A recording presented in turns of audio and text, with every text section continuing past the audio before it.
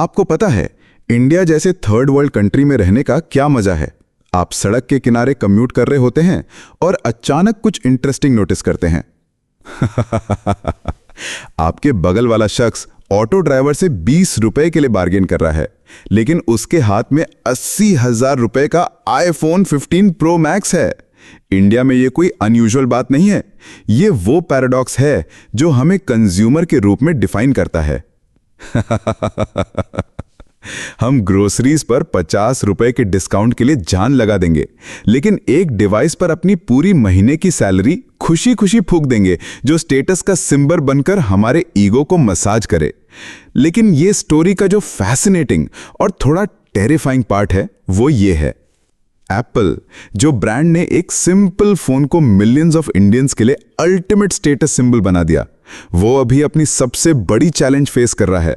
और ये सिर्फ इंडिया की बात नहीं है, एप्पल ग्लोबली मल्टीपल फ्रंट्स पर बैटल्स लड़ रहा है और ये बैटल्स वो इंक्रीजिंगली लूज कर रहे हैं। इसको पर्सपेक्टिव में रखते हैं।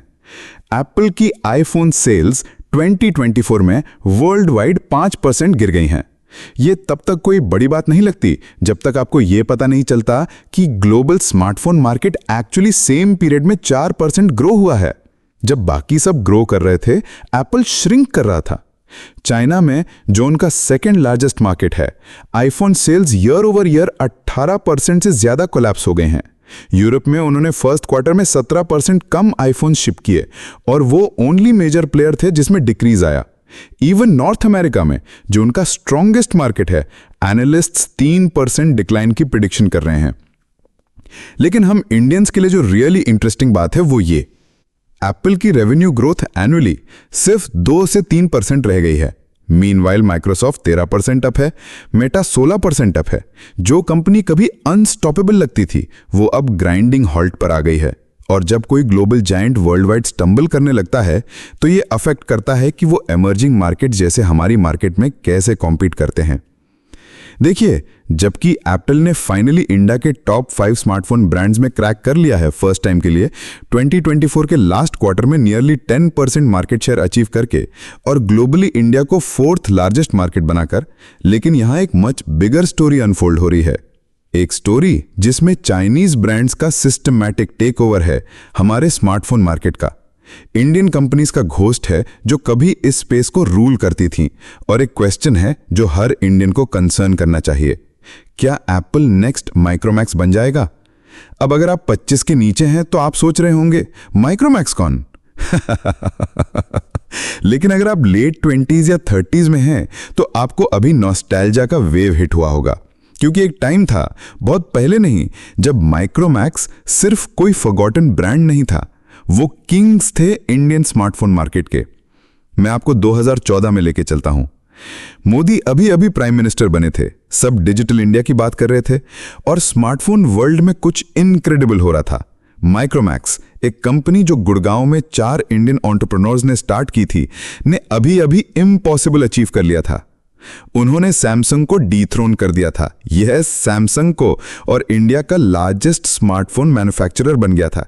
सिर्फ इतना ही नहीं, वॉल्यूम के हिसाब से वो वर्ल्ड की 10th largest smartphone company rank थी।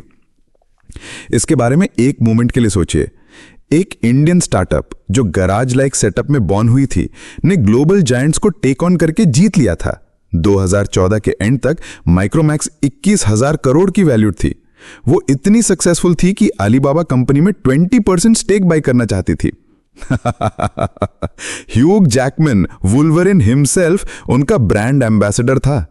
लेकिन यहां स्टोरी इंटरेस्टिंग होती है और ईयरली सिमिलर है जो आज एप्पल के साथ हो रहा है। माइक्रोमैक्स की सक्सेस रेवोल्यूशनरी टेक्नोलॉजी या ग्राउंड ब्रेकिंग इनोवेशन पे बिल्ट नहीं थी। उन्होंने इंडियन कंज्यूमर साइकी को परफेक्टली फिगर आउट कर लिया था। वो ड्यूअल सिम फोन्स ऑफर करते थे जब वो रेवोल्यूशनरी था। टच स्क्रीन डिवाइसेस ऐसी प्राइसेस पे देते थे जो सैमसंग को एक्सपेंसिव लगने पर मजबूर कर देती थी। और मोस्ट इंपॉर्टेंटली, वो समझ गए थे कि इंडियंस के लिए स्मार्टफोन सिर्फ डिवाइस नहीं था, वो स्टेटमेंट था। लेकिन माइक्रोमैक्स का एक फेटल फ्लॉ था, वो एक्चुअली फोन्स मेक नहीं कर रहे थे। वो चाइनीज मैन्युफैक्चरर्स से फोन्स बाय कर रहे थे, उन पे अपना ब्रांड स्लैप कर रहे थे और ह्यूज मार्कअप्स के साथ सेल कर रहे थे। वो एसेंशियली ग्लोबल सप्लाई चेन में मिडलमैन थे। और एग्जैक्टली यहां पर चाइनीज कंपनीज को कुछ रियलाइज हुआ, हम माइक्रोमैक्स को क्यों बेचें जब हम डायरेक्टली इंडियन कंज्यूमर्स को बेच सकते हैं। जो कुछ नेक्स्ट हुआ वो स्विफ्ट और ब्रूटल था। शाओमी ने 2014 में इंडिया में एंट्री की। 2016 तक वो टॉप 5 में थे। चाइनीज ब्रांड्स का कंट्रोल इंडियन मार्केट में सिर्फ 9% से 2015 में बढ़कर आज एब्सोल्युटली स्टैगरिंग 75% तक पहुंच गया है। मीनवाइल इंडियन ब्रांड्स 2015 में 68% मार्केट शेयर होल्ड करने से कोलैप्स होकर 2021 में बेयरली 1% रह गए। और माइक्रोमैक्स वो इंडिया के लार्जेस्ट स्मार्टफोन सेलर से घटकर मार्केट शेयर चार्ट्स पे बेयरली रजिस्टर करने वाली कंपनी हो गई। जो कभी डोमिनेट करते थे उस मार्केट का 1% से भी कम होल्ड करने वाली। पैटर्न डेवस्टेटिंग था। लावा, कार्बन, इंटेक्स सभी इंडियन ब्रांड जो कभी सैमसंग और नोकिया को चैलेंज करते थे, सब सेम चाइनीज वेव में फॉल हो गए। आज वीवो जैसी कंपनी सिर्फ इंडियन मार्केट को 20% से ज्यादा शेयर के साथ लीड नहीं करती। इंडिया उनकी ग्लोबल सेल्स का 58% डिपेंड करता है। वन प्लस की वर्ल्ड वाइड रेवेन्यू का 76% इंडिया पर रिलाय करती है। शाओमी इंडिया को इतना क्रूशल मार्केट ट्रीट करते हैं कि उनकी ग्लोबल सेल्स का 22% यहां से आती है।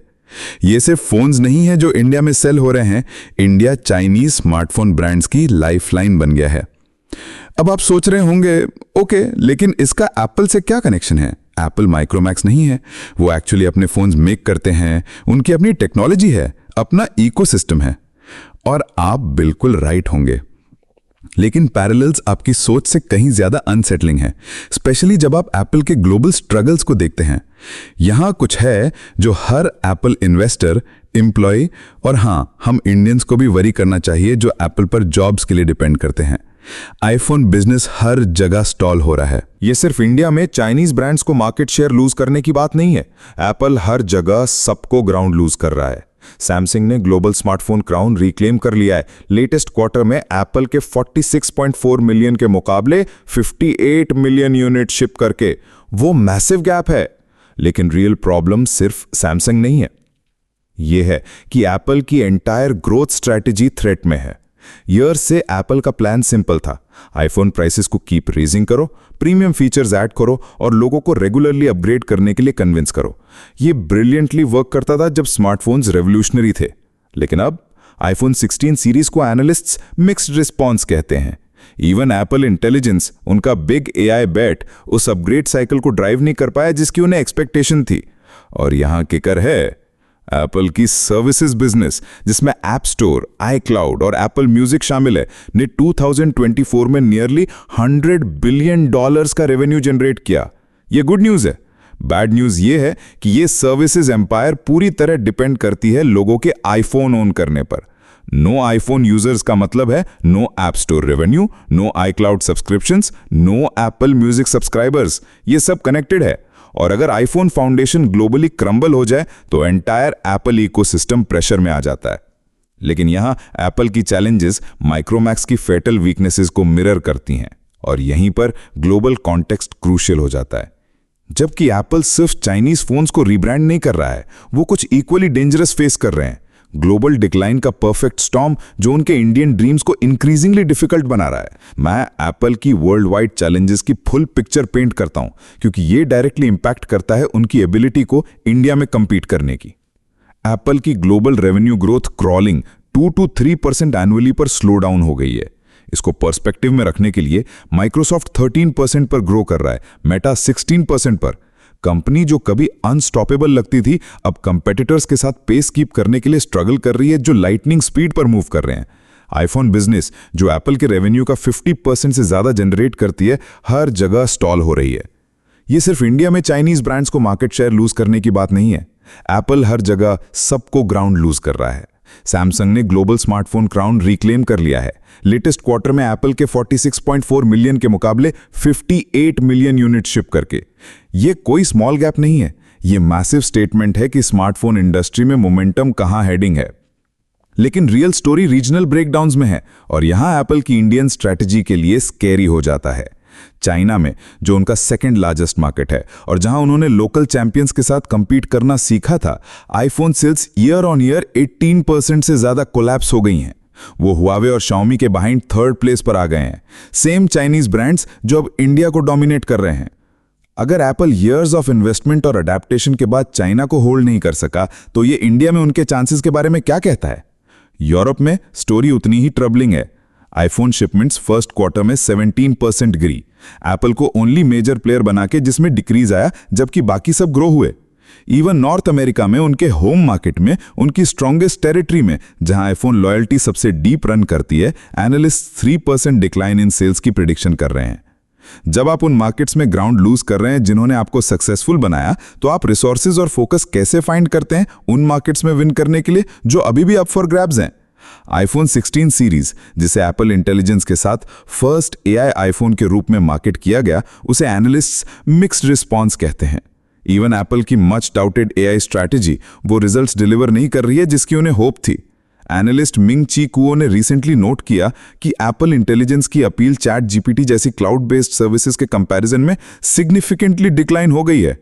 जब आपका बिगेस्ट टेक्नोलॉजिकल बेट उन मार्केट्स में अपग्रेड्स ड्राइव नहीं कर पाता जहां के लोग आपके फोन्स अफोर्ड कर सकते हैं, तो उन मार्केट्स में कैसे compete करते हैं जहां प्राइस सेंसिटिविटी पैरामाउंट है? और इस ग्लोबल डिक्लाइन का मोस्ट डेंजरस पार्ट ये है, एप्पल का entire business model premium pricing और इकोसिस्टम लॉक इन पर बिल्ट है। जब वो मॉडल उनकी स्ट्रॉन्गेस्ट मार्केट्स में फेल होना शुरू कर देता है, तो चैलेंजिंग मार्केट्स जैसे इंडिया में विन करने के लिए जो मैसिव इन्वेस्टमेंट्स चाहिए, वो जस्टिफाई करना एक्सपोनेंशियली हार्डर हो जाता है। अब इसको इंडिया में वापस लाते हुए मैं आपको शो करता हूं कि ये ग्लोबल प्रेशर लोकल कंपटीशन के लिए क्या मीन करता है। जब इंडियन स्मार्टफोन्स बाय करते हैं, उनमें से 25% वैल्यू फॉर मनी को सबके ऊपर प्रायोरिटाइज करते हैं। सेकंड मोस्ट इंपॉर्टेंट फैक्टर क्या है? 18% पर लेटेस्ट टेक्नोलॉजी। यहां एप्पल का नाइटमेयर सिनेरियो है। चाइनीज ब्रांड्स जैसे वीवो, ओप्पो और शाओमी एग्जैक्टली उस कॉम्बिनेशन को डिलीवर करने में इनक्रेडिबली गुड हो गए हैं, और वो ये सब करते हुए ग्लोबल बिजनेसेस बिल्ड कर रहे हैं जो एक्चुअली ग्रो कर रहे हैं, एप्पल के स्टैग्नेटिंग एम्पायर के अनलाइक। वीवो फॉर इंस्टेंस अब इंडियन स्मार्टफोन मार्केट को 20% से ज्यादा मार्केट शेयर के साथ लीड करती है। वो देर एक्सीडेंट से नहीं पहुंचे हैं, उन्होंने एक इकोसिस्टम बिल्ड किया है जो इंडियन कंज्यूमर्स को फंडामेंटल लेवल पर समझता है। वो क्रिकेट टूर्नामेंट स्पॉन्सर करते हैं, रीजनल लैंग्वेजेस में एडवर्टाइज करते हैं, टियर 2 और टियर 3 सिटीज में रिटेल प्रेजेंस रखते हैं जहां एप्पल स्टोर्स एग्जिस्ट नहीं करते, और मोस्ट इंपॉर्टेंटली वो आईफोन की आधी प्राइस पर फ्लैगशिप लेवल कैमराज और परफॉर्मेंस वाले फोन्स ऑफर करते हैं। और यहीं पर एप्पल के लिए स्टोरी रियली इंटरेस्टिंग हो जाती है। वाइल ग्लोबली वो स्ट्रगल कर रहे हैं, चाइना में मार्केट शेयर लूज करते हुए, यूएस में सैचुरेशन फेस करते हुए, world wide declining iPhone sales deal करते हुए, इंडिया उनका ग्रोथ इंजन होना था। इंडिया वो मार्केट था जो एप्पल के नेक्स्ट डेकेड के एक्सपेंशन को ड्राइव करना था। नंबर्स फैसिनेटिंग स्टोरी बताते हैं। एप्पल का मार्केट शेयर इंडिया में 2023 में 6.4% से बढ़कर 2024 में 8.2% हो गया है, रिकॉर्ड 12 मिलियन यूनिट्स की शिपमेंट्स के साथ। उन्होंने इंडिया में 1,75,000 जॉब्स क्रिएट किए हैं, जिसमें से 72% विमेन के पास हैं। उन्होंने मुंबई और दिल्ली में फ्लैगशिप स्टोर्स खोले हैं जो टेम्पल्स की तरह क्राउड्स ड्रॉ करते हैं। वो फॉक्सकॉन और टाटा जैसी कंपनीज के साथ पार्टनरशिप्स के थ्रू लोकली आईफोन्स मैन्युफैक्चर कर रहे हैं, जिससे प्राइसेस डाउन आने में हेल्प मिली है। और ये उनके प्लान का पार्ट है कि इंडिया 2027 तक सभी आईफोन्स का 50% तक असेंबल करे।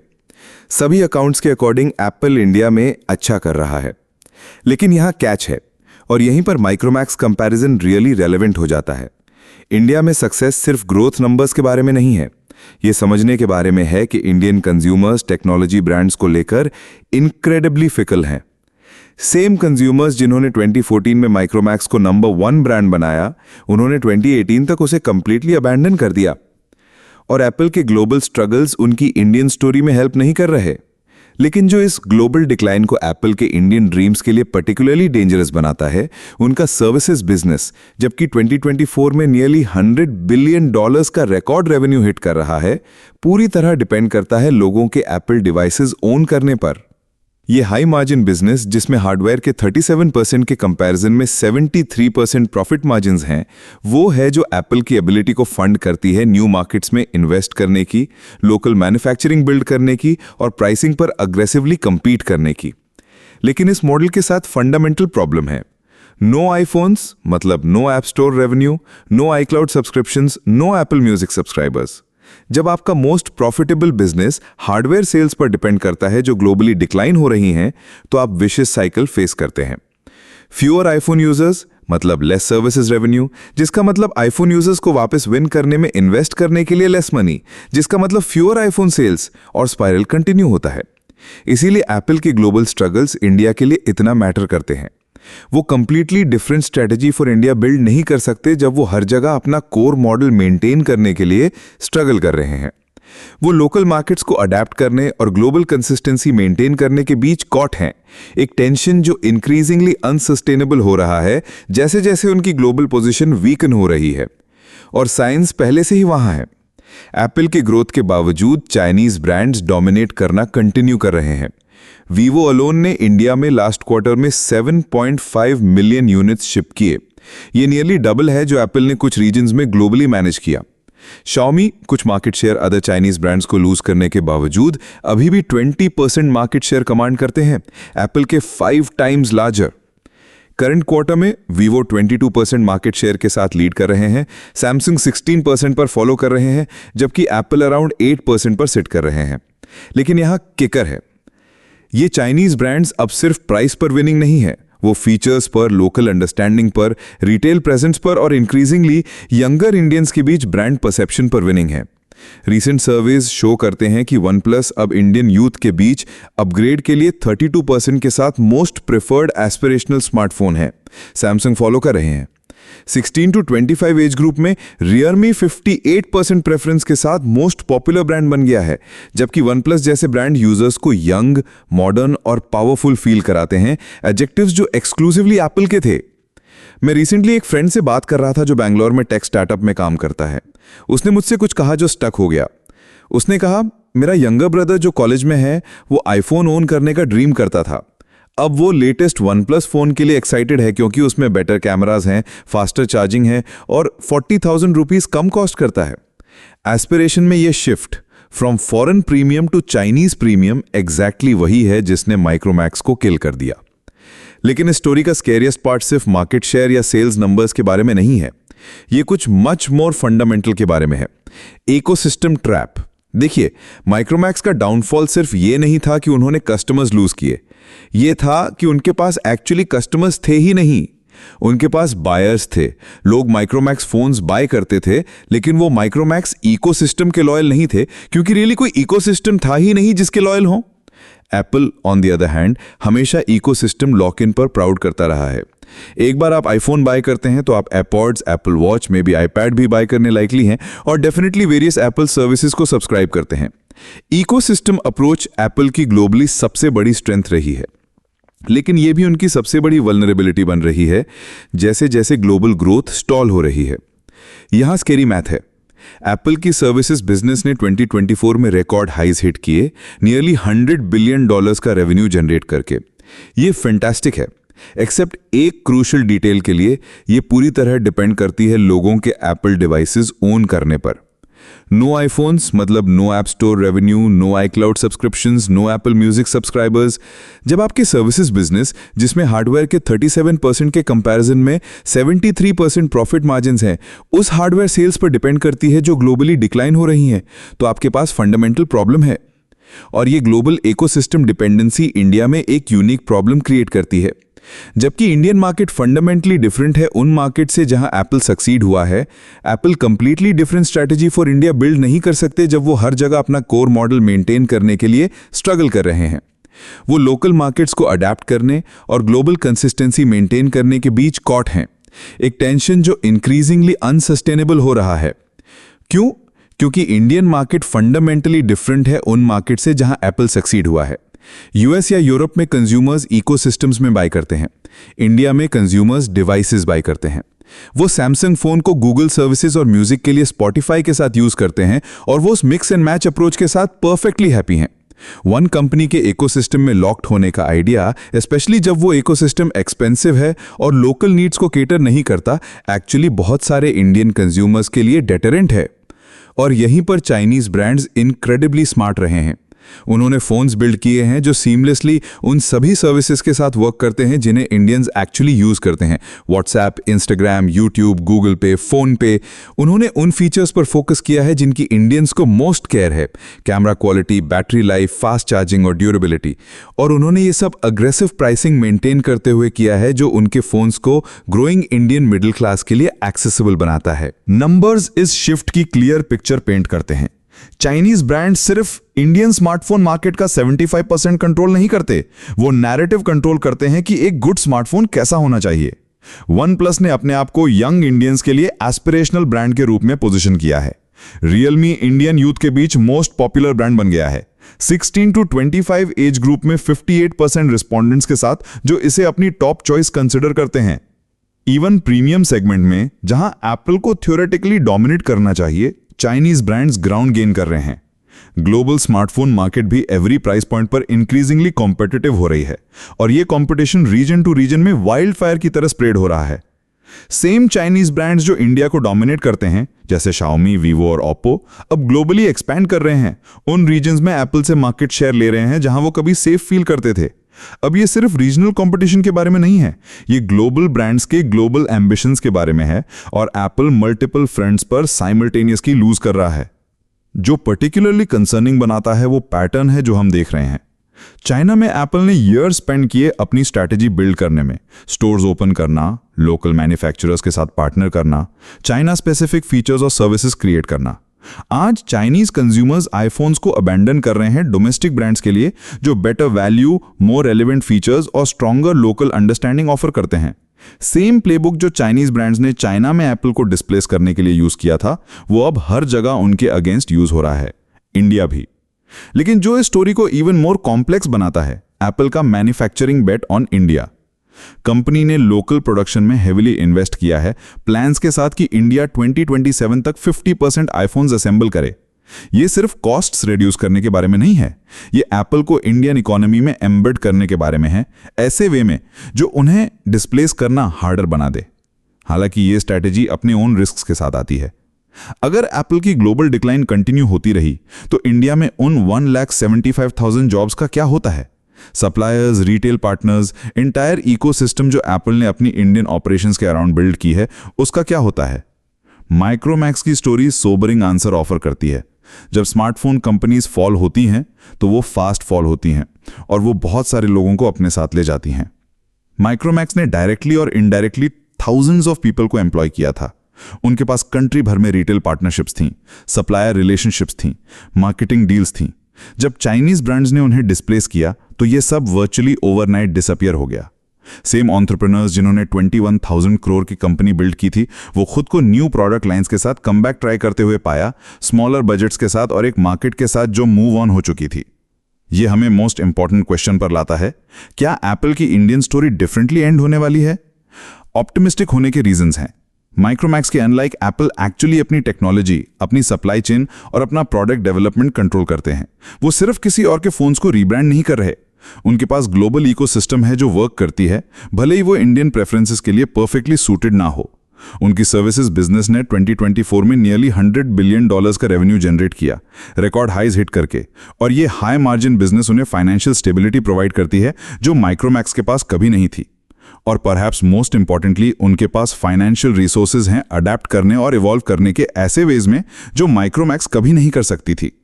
लेकिन कंसर्न होने के भी रीजंस हैं जो इंडिया से फार बियॉन्ड जाते हैं। एप्पल की global challenges perfect storm create कर रही हैं जो उनकी इंडियन सक्सेस स्टोरी को इंक्रीजिंगली फ्रैजाइल बना रही हैं। आईफोन सेल्स उनकी स्ट्रॉन्गेस्ट मार्केट्स में डिक्लाइन हो रही हैं। यूरोप में 17% डाउन है, नॉर्थ अमेरिका में प्रेशर फेस कर रही हैं और चाइना में कोलैप्स हो रही हैं। जब किसी कंपनी का कोर प्रोडक्ट ग्लोबली स्ट्रगल कर रहा हो तो यह सब कुछ इफेक्ट करता है। R&D budgets, marketing spends, emerging markets में रिस्क लेने की एबिलिटी। इसके बारे में इस वे में थिंक करिए। एप्पल ने ईयर स्पेंड किए अपनी चाइना स्ट्रैटेजी बिल्ड करने में, स्टोर्स ओपन करना, लोकल मैन्युफैक्चरर्स के साथ पार्टनर करना, चाइना स्पेसिफिक फीचर्स और सर्विसेज क्रिएट करना। आज चाइनीज कंज्यूमर्स आईफोन्स को अबैंडन कर रहे हैं वावे जैसे डोमेस्टिक ब्रांड्स के लिए, जिसने होम ग्रोन चिप्स और लोकल यूजर्स के लिए टेलर्ड फीचर्स के साथ मार्केट लीडरशिप रिक्लेम की है। अगर एप्पल ईयर्स ऑफ इन्वेस्टमेंट के बाद चाइना को होल्ड नहीं कर सकता तो हमें क्या लगता है कि इंडिया डिफरेंट होगा? ग्लोबल स्मार्टफोन मार्केट भी एवरी प्राइस पॉइंट पर इंक्रीजिंगली कॉम्पिटिटिव हो रही है और ये कंपटीशन रीजन टू रीजन में वाइल्ड फायर की तरह स्प्रेड हो रहा है। सेम चाइनीज ब्रांड्स जो इंडिया को डोमिनेट करते हैं जैसे Xiaomi, Vivo और Oppo भी ग्लोबली एक्सपेंड कर रहे हैं, उन रीजन्स में एप्पल से मार्केट शेयर ले रहे हैं जहां वो कभी सेफ फील करते थे। इवन एप्पल की much touted AI strategy Apple intelligence वो रिजल्ट्स डिलीवर नहीं कर रही जिसकी उन्हें होप थी। एनालिस्ट मिंग ची कुओ ने रिसेंटली नोट किया कि एप्पल इंटेलिजेंस की अपील ChatGPT जैसी क्लाउड बेस्ड सर्विसेज के कंपैरिजन में सिग्निफिकेंटली डिक्लाइन हो गई है। जब आपका बिग टेक्नोलॉजिकल बेट उन मार्केट्स में अपग्रेड्स ड्राइव करने में फेल करता है जहां लोग आपके फोन्स को अफोर्ड कर सकते हैं, तो उन मार्केट्स में कैसे compete करते हैं जहां प्राइस सेंसिटिविटी पैरामाउंट है। और इंडिया में वो कुछ फेस कर रहे हैं जो शायद इवन मोर चैलेंजिंग है। एक मार्केट जो इंक्रीजिंगली सोफिस्टिकेटेड होती जा रही है वाइल फंडामेंटली प्राइस कॉन्शियस रह रही है। इंडियन कंज्यूमर्स आज सिर्फ चीप फोन्स नहीं ढूंढ रहे, वो फोन्स चाहते हैं जो रीजनेबल प्राइसेस पर प्रीमियम फीचर्स ऑफर करें। वो ब्रांड्स चाहते हैं जो उनकी नीड्स समझें, उनकी लैंग्वेजेस बोलें और उनके सिटीज में प्रेजेंट हों। वो कंपनीज चाहते हैं जो लोकल कंटेंट, लोकल पार्टनरशिप्स और लोकल इनोवेशन में इन्वेस्ट करें। चाइनीज ब्रांड्स ने इस अप्रोच को मास्टर कर लिया है। Vivo IPL स्पॉन्सर करते हैं। Oppo के Tier 3 सिटीज में रिटेल स्टोर्स हैं। Xiaomi इंडियन कंज्यूमर्स के लिए स्पेसिफिकली फोन्स बिल्ड करते हैं, डुअल सिम सपोर्ट और रीजनल लैंग्वेज इंटरफेसेस जैसे फीचर्स के साथ। OnePlus ने अपने आप को इंडियन टेक एंथुसियास्ट्स के लिए ब्रांड के रूप में पोजीशन किया है। Apple meanwhile largely global brand की तरह ऑपरेट करना कंटिन्यू करते हैं, जो हैपन टू इंडिया में सेल करते हैं, रादर देन इंडियन ब्रांड की तरह जो हैपन टू ग्लोबल कंपनी के ओन्ड हैं। उनकी मार्केटिंग ग्लोबल है, उनका प्रोडक्ट डेवलपमेंट ग्लोबल है, उनकी प्राइसिंग स्ट्रैटेजी ग्लोबल है और इंक्रीजिंगली वो अप्रोच इंडियन मार्केट की रियलिटीज से डिस्कनेक्टेड फील करती है। इस डिस्कनेक्ट का most telling sign price sensitivity है। जबकि एप्पल ने लोकल मैन्युफैक्चरिंग और स्ट्रेटेजिक प्राइसिंग के थ्रू इंडिया में आईफोन प्राइसेस डाउन लाए हैं, उनके फोन्स अभी भी कंपेरेबल चाइनीज ऑल्टरनेटिव से सिग्निफिकेंटली ज्यादा कॉस्ट करते हैं। एक टॉप एंड OnePlus या Xiaomi फोन आईफोन की 60% प्राइस पर 90% फंक्शनैलिटी ऑफर करता है। मोस्ट इंडियन कंज्यूमर्स के लिए वो मैथ सिंपल है, लेकिन प्राइस कंपैरिजन से बियॉन्ड कुछ डीपर हो रहा है। सेम एस्पिरेशनल वैल्यू जिस पर एप्पल ने इंडिया में रिलाई किया है, ये आइडिया के आईफोन ओन करना सक्सेस और सोफिस्टिकेशन सिग्नल करता है, चाइनीज ब्रांड्स के द्वारा चैलेंज की जा रही है जो अपने ओन राइट में एस्पिरेशनल बन गए हैं। OnePlus अपने आप को नेवर सेटल कहते हैं। Realme अपने आप को यंग और ट्रेंडी इंडियंस के लिए ब्रांड के रूप में पोजीशन करते हैं। ये सिर्फ मार्केटिंग स्लोगन्स नहीं है, ये सेम साइकोलॉजिकल टेरिटरी को कैप्चर करने के अटेम्प्ट्स हैं जिस पर एप्पल ने डोमिनेट किया है। और एप्पल के लिए स्कैरिएस्ट पार्ट ये है कि ये वर्क कर रहा है। रीसेंट सर्वेज शो करते हैं कि इंडियन यूथ के बीच Realme और OnePlus जैसे ब्रांड्स इंक्रीजिंगली यंग, मॉडर्न और पावरफुल के रूप में सीन जा रहे हैं, सेम एडजेक्टिव्स जो एक्सक्लूसिवली एप्पल के साथ एसोसिएटेड थे। जब यंग इंडियंस अपने ड्रीम फोन की बात करते हैं तो वो इंक्रीजिंगली चाइनीज ब्रांड्स की बात कर रहे हैं, अमेरिकन वंस की नहीं। परसेप्शन में ये शिफ्ट एग्जैक्टली मिरर करता है जो माइक्रोमैक्स के साथ हुआ था। पहले उन्होंने better products at better prices के लिए मार्केट शेयर लूज किया, फिर उन्होंने माइंड शेयर लूज किया जैसे जैसे कंज्यूमर्स ने कॉम्पिटिटिव ब्रांड्स को इनोवेशन और वैल्यू के साथ एसोसिएट करना शुरू किया। फाइनली उन्होंने रेलेवेंस लूज किया जैसे जैसे मार्केट उनके बिना मूव ऑन हो गई। एप्पल अभी वहां नहीं है, वो अभी भी इंडिया में ग्रो कर रहे हैं, अभी भी कस्टमर्स ऐड कर रहे हैं, अभी भी अपनी प्रेजेंस एक्सपैंड कर रहे हैं, लेकिन ट्रेंड्स कंसर्निंग हैं और माइक्रोमैक्स की ट्रैजेक्टरी के साथ पैरेलल्स इग्नोर करना हार्ड है। तो इसका एप्पल के इंडिया में फ्यूचर के लिए क्या मतलब है और हम माइक्रोमैक्स स्टोरी और एप्पल के ग्लोबल स्ट्रगल्स दोनों से क्या सीख सकते हैं? पहले, इसका मतलब यह है कि इंडियन मार्केट में सक्सेस परमानेंट नहीं है, स्पेशली जब आपकी ग्लोबल फाउंडेशन शेक हो रही हो। इंडियन कंज्यूमर्स इनक्रेडिबली प्रैग्मेटिक हैं, वो ब्रांड्स को क्विकली स्विच कर देंगे अगर उन्हें बेटर वैल्यू, बेटर फीचर्स या better understanding of their needs मिल जाए। और जब कोई ग्लोबल कंपनी हर जगह फायर्स लड़ रही हो, चाइना में डिक्लाइनिंग सेल्स, यूरोप में स्टैग्नेटिंग ग्रोथ, नॉर्थ अमेरिका में इंक्रीज्ड कंपटीशन, तो उनकी एबिलिटी इमर्जिंग मार्केट्स पर फोकस और इन्वेस्ट करने की सीवियरली कंस्ट्रेंट हो जाती है। दूसरे, इसका मतलब यह है कि global strategies automatically local markets में वर्क नहीं करती, पर्टिकुलरली जब वो ग्लोबल स्ट्रैटेजीज खुद प्रेशर में हों। एप्पल का प्रीमियम इकोसिस्टम क्रिएट करने का अप्रोच उन मार्केट्स में वर्क करता है जहां पे कंज्यूमर्स के पास हाई डिस्पोजेबल इनकम है और वो ब्रांड इकोसिस्टम्स के आइडिया में बाइन करते हैं। लेकिन ये मॉडल वेल्दी मार्केट्स में भी फेल हो रहा है। इंडिया में, जहां कंज्यूमर्स प्राइस कॉन्शियस और प्लेटफॉर्म एग्नोस्टिक हैं, ग्लोबली वीकेंड प्रीमियम स्ट्रैटेजी के सक्सेस की इवन लेस चांस है। तीसरे, इसका मतलब यह है कि इंडिया में कंपटीशन सिर्फ फोन्स के बारे में नहीं है, ये सर्वाइवल के बारे में है। चाइनीज ब्रांड्स ने सिर्फ इंडियन कंज्यूमर्स के लिए बेटर फोन्स नहीं बिल्ड किए हैं, उन्होंने सस्टेनेबल ग्लोबल बिजनेसेस बिल्ड की हैं, इंडिया को क्रूशियल पिलर रखते हुए। वीवो को अपनी ग्लोबल सेल्स का 58% इंडिया से मिलता है। OnePlus अपनी रेवेन्यू का 76% इंडिया पे रिलाई करते हैं। इन कंपनीज के लिए इंडिया में विनिंग सिर्फ नाइस टू हैव नहीं है, ये एग्जिस्टेंशियल है। एप्पल के लिए इंडिया इंपॉर्टेंट है, लेकिन ये सिर्फ वन ऑफ मेनी मार्केट्स हैं जहां पर वो रेलेवेंट मेंटेन करने की ट्राई कर रहे हैं, जबकि उनका core business unprecedented challenges face कर रहा है। लेकिन perhaps most importantly, Micromax story हमें सिखाती है कि टेक्नोलॉजी मार्केट्स में येस्टरडे के किंग्स बहुत क्विकली टुमारो के फुटनोट्स बन सकते हैं। सेम फोर्सेस जिन्होंने माइक्रोमैक्स को एलिवेट किया था, लोकल कंज्यूमर्स को समझना, बेटर वैल्यू ऑफर करना, एस्पिरेशनल ब्रांड परसेप्शन बिल्ड करना, अब एप्पल के अगेंस्ट और चाइनीज कंपेटिटर्स के फेवर में वर्क कर रहे हैं। क्वेश्चन ये नहीं है कि एप्पल को इंडिया में चैलेंजेस फेस करनी पड़ेंगी, वो पहले से ही फेस कर रहे हैं। क्वेश्चन ये है कि क्या वो माइक्रोमैक्स के फेट को अवॉइड करने के लिए फास्ट इनफ अडेप्ट कर सकते हैं while simultaneously addressing their global decline. Indian consumers के लिए ये स्टोरी स्मार्टफोन से कहीं ज्यादा के बारे में है। ये ब्रॉडर क्वेश्चंस के बारे में है, ब्रांड लॉयल्टी के, वैल्यू कॉन्शियसनेस के और एस्पिरेशन और प्रैक्टिकलिटी के बीच बैलेंस के, जो हमारे कंजम्पशन पैटर्न्स को डिफाइन करता है। ये समझने के बारे में है कि कंज्यूमर्स के रूप में हमारी चॉइसेस सिर्फ मार्केट्स को शेप नहीं करती, बल्कि जॉब्स, इन्वेस्टमेंट्स और हमारे कंट्री के एंटायर टेक्नोलॉजी इकोसिस्टम को भी। और एप्पल के लिए ये एक वेकअप कॉल है। इंडिया उनकी बिगेस्ट अपॉर्चुनिटी और बिगेस्ट रिस्क दोनों रिप्रेजेंट करता है। इसे राइट करें तो इंडिया एप्पल की ग्रोथ को नेक्स्ट डेकेड तक ड्राइव कर सकता है। इसे रॉन्ग करे तो वो अपने आप को माइक्रोमैक्स के साथ उन वंस ग्रेट स्मार्टफोन ब्रांड्स के ग्रेवयार्ड में ज्वाइन करते हुए पा सकते हैं, जो इंडियन मार्केट को समझने में फेल हो गई। माइक्रोमैक्स स्टोरी सिर्फ हिस्ट्री नहीं है, ये एक वार्निंग है।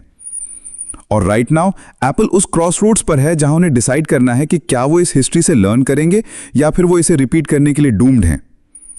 आपको क्या लगता है? आप टीम आईफोन है या आपने चाइनीज ब्रांड्स पर स्विच कर दिया है? क्या आपके पास कभी माइक्रोमैक्स फोन था? मुझे नीचे कमेंट्स में बताएं। और अगर आपको ये एनालिसिस हेल्पफुल लगा तो मेक श्योर करें कि सब्सक्राइब करें, क्योंकि हम उन ब्रांड्स के बिहाइंड की स्टोरीज में डीप डाइव करते हैं जो हमारी डिजिटल लाइव्स को शेप करती हैं। इंडिया में स्मार्टफोन वॉर्स अभी शुरू हुई हैं और ट्रस्ट मी, आप मिस नहीं करना चाहेंगे कि आगे क्या होता है।